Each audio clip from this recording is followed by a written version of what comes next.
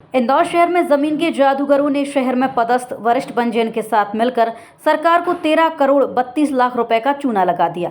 इस मामले में ईओडब्ल्यू इंदौर शाखा यानी आर्थिक अपराध प्रकोष्ठ को मिली शिकायत के बाद 5 लोगों पर मामला दर्ज किया गया, जिसमें इंदौर शहर के वरिष्ठ पंजीयन सहित बिल्डरों को भी आरोपी बनाया गया है। दरअसल आर्थिक अपराध प्रकोष्ठ इंदौर को एक गोपनीय शिकायत मिली थी, जिसमें इंदौर शहर के बिल्डरों द्वारा जिला पंजीयन विभाग के अधिकारियों के साथ मिलकर जमीन की मूल कीमत में हेरफेर कर रजिस्ट्री करने का आरोप लगाया गया था, जिस पर ईओडब्ल्यू पुलिस जांच कर रही थी। जांच के दौरान यह तथ्य सामने आया कि जिस जमीन की रजिस्ट्री 50,000 रुपये घन मीटर के हिसाब से की जानी थी, उस जमीन की रजिस्ट्री का मूल्य बिल्डरों को लाभ पहुँचाने के लिए बदल दिया गया और जमीन की रजिस्ट्री 40,500 रुपये के हिसाब से की गई। इस मामले में कुल रजिस्ट्री 18 करोड़ 50 लाख रुपए मूल्य की होनी थी, जो मात्र 5 करोड़ के आसपास की राशि में कर दी गई और कुल मिलाकर 13 करोड़ 32 लाख रुपए की स्टाम्प ड्यूटी चोरी की गई है।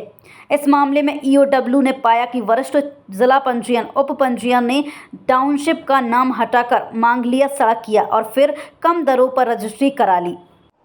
ईओडब्ल्यू इंदौर इकाई ने शासन को स्टैम्प ड्यूटी चोरी का एक बड़ा गंभीर मामले का खुलासा किया है।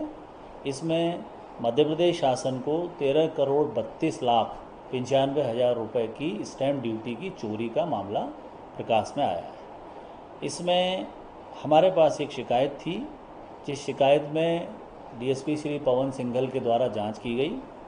जांच के उपरांत मुख्यालय के अनुमोदन के उपरांत हमने इसमें ये पाया कि 5 आरोपी, जिनमें विवेक चुग सन ऑफ मोहन चुग, हितेंद्र मेहता, अजय जैन, उप पंजीयक संजय सिंह, इन लोगों के द्वारा जो कुल मिलाकर 9 प्लॉट्स की रजिस्ट्री की गई है, जो प्लॉट्स वास्तव में जिनकी जो मध्य प्रदेश शासन की स्टैम्प ड्यूटी की गाइडलाइन है वो एनएच के अनुरूप 50,800 रुपया प्रति घन मीटर की दर से है, जबकि इन्होंने रजिस्ट्रार के साथ मिल करके उनको 40,200 रुपया प्रति घन मीटर की दर से रजिस्ट्री कराई है।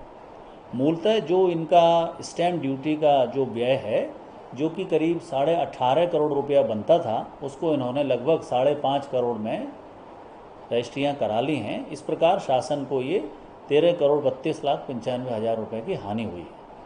जांच के उपरांत एवं मुख्यालय के अनुमोदन के उपरांत इसमें हमने इन आरोपियों के विरुद्ध एफआईआर पंजीबद्ध की है, जिसमें भारतीय न्याय संहिता की धारा 318, धारा 61, 338, 336, 340 और जिन अधिकारियों ने उसमें संगनमत होकर इन बिल्डर्स को लाभ पहुंचाया है, उनके खिलाफ धारा 7 प्रिवेंशन ऑफ करप्शन एक्ट में प्रकरण पंजीकृत किया गया है।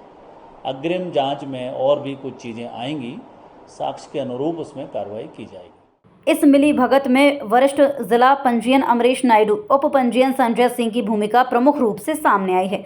वहीं टाउनशिप विकसित करने वाले विवेक पिता मोहन लाल चुघ, 7 हाइट्स के कुमार जैन, महेंद्र कुमार जैन के खिलाफ भी केस दर्ज किया गया है। इस मामले में ईओडब्ल्यू के एसपी रामेश्वर सिंह यादव के निर्देशन में मामले की जांच की गई।